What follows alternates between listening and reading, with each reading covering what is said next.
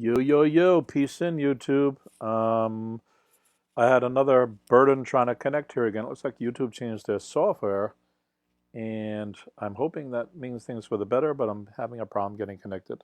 Anyway, I'm Greg from GregsTutoringNYC at gmail.com. We're going over the 2017, whoops, wait a second. I have an audio line going here at the same time. Okay, there we go. Too many knobs and settings on the software. All right, so we're going cover to cover on the 2017-2018 SHSAT. We're in the reading comprehension part. We covered all the revising and editing stuff, and I think we did reading comprehension already, 1 to 2 passages.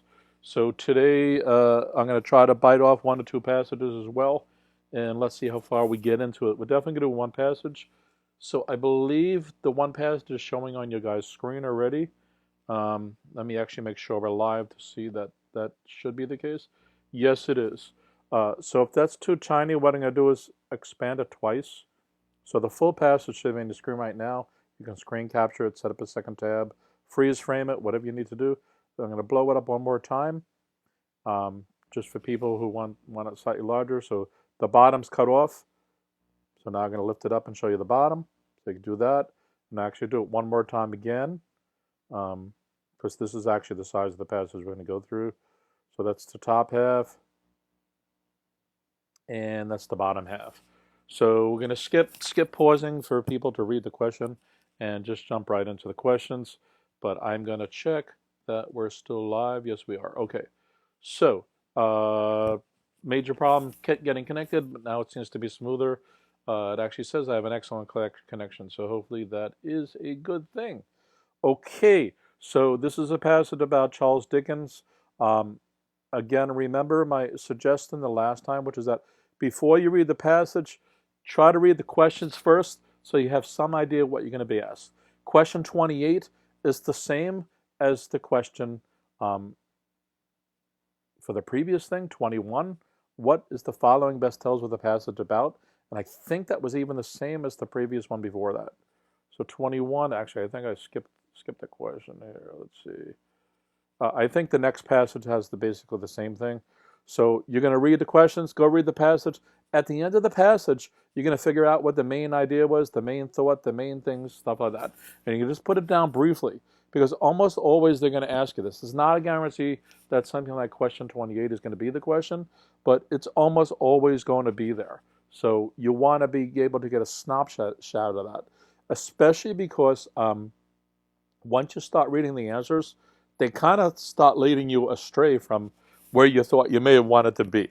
So you definitely want to snapshot that down, commit it down to paper. Just as soon as you read the passage, just write a phrase, not a paragraph. Definitely not a paragraph. You don't have the time for it. You don't even have time for a sentence. Just snapshot it so you're getting it. It can even be vague, just so you're committing the idea down, okay? So 28, which of the following best tells what this passage is about? Okay, E, Dickens' motivations for becoming a writer. That's there partially because it tells about biographical things, which is basically what G is about. That he tried to write a autobiography first, and he kind of failed. So he kind of did a mixtape of something he made up and something that was based on his actual life. So and since it's about one of the books he wrote, David Copperfield, it is about a motivation for becoming a writer. But it's really the motivation for that story, not necessarily for becoming a writer per se. So far, it's not that E is false. If you read the passage, it's kind of a distractory kind of thing, even without looking at the other answers, all right? So, but so far it's sufficient. So E is the best answer so far. Dickens' motivations becoming a writer, even though it doesn't really say that, okay? F, Dickens' childhood relationship with his parents. Okay, even though his parents come up a number of times in the passage, that is not what the passage is about. The passage is about the motivation for David Copperfield itself. Now, even if that was the only motivation, F was the only motivation, it's still not about that. It's about the book. It's not about his relationship. even though those kind of miscellaneous and ancillary kind of things get popped into there. G, the autobiographical basis for Dickens' David Copperfield. That for sure. So that's better than E. In fact, I use that as the basis to explain E. So this was definitely about that.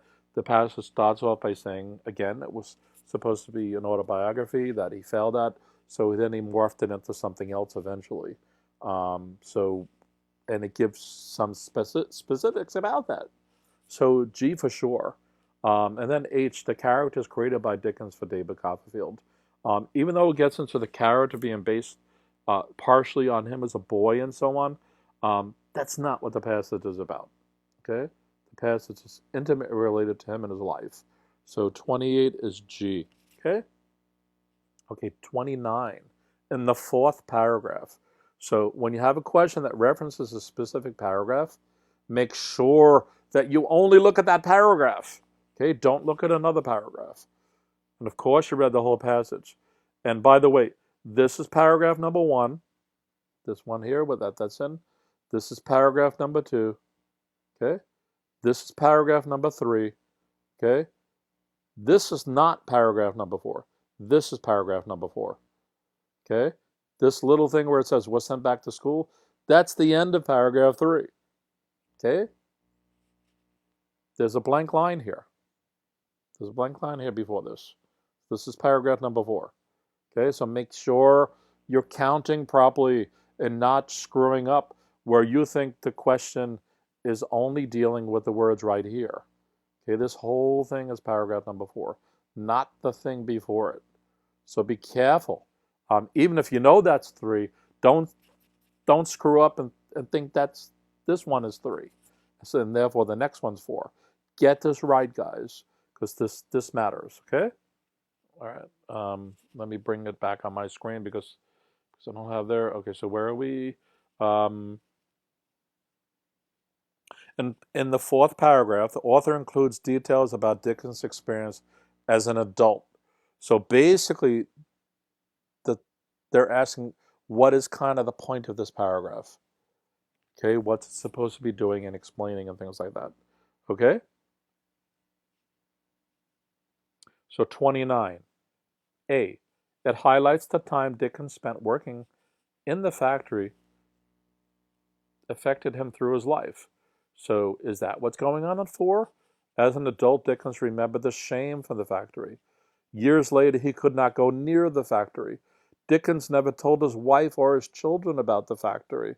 And it wasn't until after his death they found that he told a friend. So that seems to jive. Where's that question again? So it does highlight the time he spent working, how it affected him for the rest of his life. So A seems like a good choice so far. B, the author included details about his experience as an adult in order to emphasize that Dickens made sure he would never have to work in a factory again. He probably did make sure he never had to work in a factory again, but I think the gamut that we just covered a second ago, those kind of 3 or 4 things that mentioned, that's what it was mentioned for, not just here. And the details are giving us specific. Okay, B implies there's a slight inference we have to do. And I don't think this question is asking us to do an inference. All right, so B is worse than A so far. And it never quite says that either. Maybe he eventually did or something, but we know he became an author, so we didn't. So 29, the author includes details about Dickens' experience as an adult in order to C, highlight that Dickens did not really share details about his childhood with others. So that whole paragraph, even though it mentions he didn't tell his wife and his children, that's not what that whole paragraph is for. Yeah, it's a shame that happened, but everything mentioned in that paragraph is a shame. Okay? So D, the author includes details about Dickens' experience as an adult in order to emphasize that Dickens did not want his own children to experience hardships. I bet he didn't. I bet that it affected him based on it, because the earlier paragraph, I think it was 2, talked about something his mom did and his dad did, both positive and negative, that affected him. So he probably used that experience, and he probably wouldn't have done that same thing to his own children, especially given that he wrote this story. So often when you're a victim of something, you carry on that victimization. But in this case, he seemed to have broke that chain or whatever.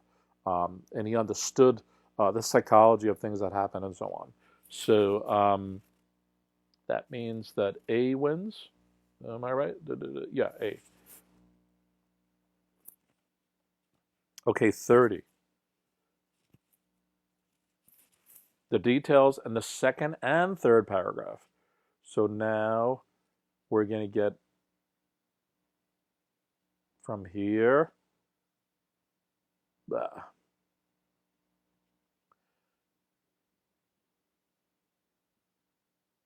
From here to there, plus the little top on the right-hand side. So let's try to bring some of this in. Talks about his family being in debt, meager wages. He had to do long hours, and then he basically got fired, and his father had a fight with the owner, and then yada yada. Okay, and here we are. So if we go to that question, what was it again? 30. Question number 30. What question are we at? 30. Yeah. Okay, the details in the second and third paragraphs suggest that young Dickens struggled to perform his job in the factory. It sounds like it was hard work, especially for, what is he, he's 12 years old. So it may have been that he did struggle with it, but it doesn't say that he had like performance problems or anything like that.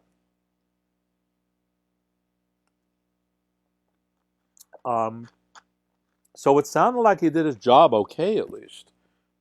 We don't really know. It doesn't really tell us, and it doesn't suggest, because so 30 is about a suggestion. It's not saying explicitly. So we're going to have to do some little guesswork, little detective work here. Probably some inferencing. 30 suggests that he worried about the financial situation of his family. F. Okay. He probably did. We do know that if we come up here, there's one part that leaped out at me. Where was it?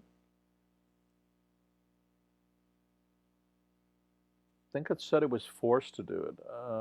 Yeah, he was forced to quit school.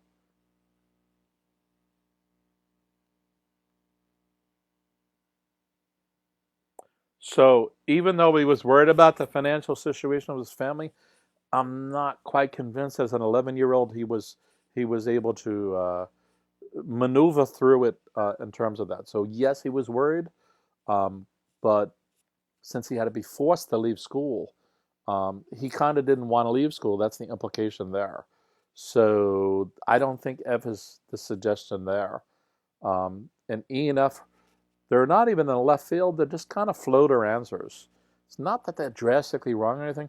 They're just kind of there as distractors. Okay? G, wished he had a better relationship with his parents. Okay, in sentence 3, it sounds like, paragraph 3, sorry. It sounds like his dad defended him and stepped up to the plate for him, which is how he ended up going back to school. And we don't even know, I don't think it says what the argument with the boss was. But in any event, it was his mom who went back and tried to get him his job back. So if anything, it sounds like he had a great relationship with his father, but that there was anomalies, if you will, with his mother. So he may have wished he had a better relationship with his mother, not his parents, right? That's the suggestion there, that things were not perfect with his mom. And maybe he had a good relationship with her and she didn't with him, or vice versa. We're not exactly sure. So there is some flexibility here and mystery, if you will. But I think we can say that because it says parents, if it said mother, the G would have gotten stronger. Okay? And then 8 says the second and third suggest that he would have preferred attending school to working in a factory. Again, I think the use of the word force helps us with that. And the fact that his mother had to kind of go fight for him, and probably the parents argued about him going back to school. There's a whole bunch of scenarios we can kind of flash on our brains. We don't know which one's exactly true, but we're pretty sure he preferred attending the school, because it also says Not only does it says he was forced to quit, it says he was upset at being fired. Okay, we don't know why. It may not have been because he wanted a job. He may not have thought it was fair to be fired, but it does say he was relieved to be out of the factory. Okay, so we know something like that. So that means for 30 that H kind of wins. It's not a super duper strong H, but the others are just bad answers. This is kind of a neutral question in general, completely anyway. So there you have it. Okay, 31. Let me just give you 1 second to make sure we're live. We seem to be. Okay, 31.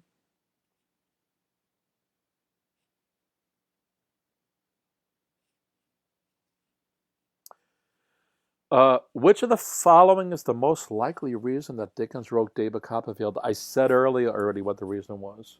So let's see which one matches that best. He needed money from the novel to help pay his family's debts. No, no, no. There was debts involved, but it was his father's debts. Okay, and this is obviously years later, probably decades later even. Okay, he's married and has his own kids at some point and stuff like that. So, B, he needs a way to cope with the difficulties of his childhood. Yeah, B sounds like a good example. Um, that that he wasn't sure how to deal with it, so he kind of personified his own life, if you will. Um, so B is an excellent answer, I think. Okay, um, it's his way of kind of re-explaining it and expressing himself, either the disappointments or the upsetness or the burden of it and the whole shebang of it. Okay, C, he wrote David Copperfield to avoid telling his children about his experience in the factory. And no, no, no, no. That's he didn't tell his children. It says, and I guess they found out later on. It says so, but that's not why he wrote the whole book. The truth of the matter is maybe it is why he did it, but nothing in the passage really tells us about that. And we're supposed to be using what we're told in the passage, and we can't even make that leap to infer that's why he did it. It's too giant a leap. So C is no good. D, he wanted to explain how his childhood had influenced his adult life. Um, I suppose that's true too. In fact, I don't suppose it. It is true. It's definitely true. The thing is, so B and D, in my mind, are really close. So he needed a way to cope, but he also wanted to explain it. Okay, but there's some catches in the narrative, which leads on to B. Um, he definitely wants to explain it because he writes the book. Okay, but the book was also, if you tie back into, um, it's tying back into that he tried to do the autobiography, and I don't think he failed because he was for loss of the words. Um, I think he failed because he was still trying to cope with all that happened, and he kind of used the story as an escape, if you will. Okay, so B and D are pretty close. If you rule that A and C, that's great. This is one of those questions where it's so close, but D wins by a hair. Okay, it really does the win by a hair. You have to find the parts that support it, um, because we know D is there's truism to D, but the story's telling us about him coping. Okay, so 32, based on the details of the third paragraph. So that's this one, plus the little piece above, where he gets fired and so on. What can we conclude about the relationship with Dick and his mother? So we talked about that already, and it may have been a good relationship, but there's other parts to it that certainly were weird. So he avoided her after he was allowed to return to school. Nothing says that at all, and we can't even infer that. As far as we can tell, the family lived together, and kept living together. So E is just just to distract her again. It's trying to play with our emotions, maybe. F. The conclusion about the relationship is that he resented her for putting the need for his wages above his happiness. Yeah, that's an underlying theme to the whole passage, but definitely in the third paragraph. So F is a good answer. G. He hoped she would understand why attending school was important to him. Yeah, I suspect he thought that as well, hoped that as well.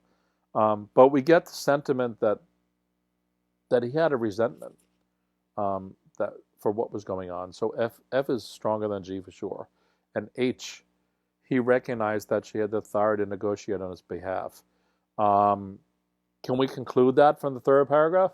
I suppose so, because she did that. But that's definitely in left field. Okay, he recognizes that she has authority to negotiate on his behalf. That's really kind of a silly kind of a thing to say, and it's definitely F. He was annoyed at that. Okay, and I think we would all feel the same way. 33. What most directly enabled Charles Dickens to return to school? The discussion between his mother and his boss? I'm sure a family fight occurred after that, and that was the reason he ended up in school for sure. But no, his mother wanted him to go back to work, and it was probably his father who did that. Okay. D, the argument between his father and his boss. No, there was a couple of events that happened. So the argument between his father and his boss was indirect. Okay. Okay. C, getting fired from the factory. So again, there was a bunch of steps that happened from the firing to returning back to school. So getting fired from the factory again was indirect, but not direct. And 33 is D, getting support from his father, of course. All right. So this one should have been a no-brainer. All right. So let's see what our timeline is here. I do have to tutor a kid after this, but where is my timeline? We're 22 minutes. 5:24. What is the next passage? Yeah, you know what? I'm going to stop this. I'm probably going to do a stream tomorrow. Well, I'll do 2 or 3 passages. I have to see. Because I have to tutor a kid later. In the meantime, this is a bite-sizable piece. Again, I'm Greg from Greg's Tutoring at GregsTutoringNYC, gmail.com. Please email if you guys have any questions. Please like the video. Please subscribe. I'm going to be going through the whole SHSAT. You can email me for a copy because it's not available online anymore. We're going through the 2017-18 one. This is not the current version. This is from 2 or 3 years ago. All right, guys. Peace out. Have a great day. And enjoy the rain. Okay, bye.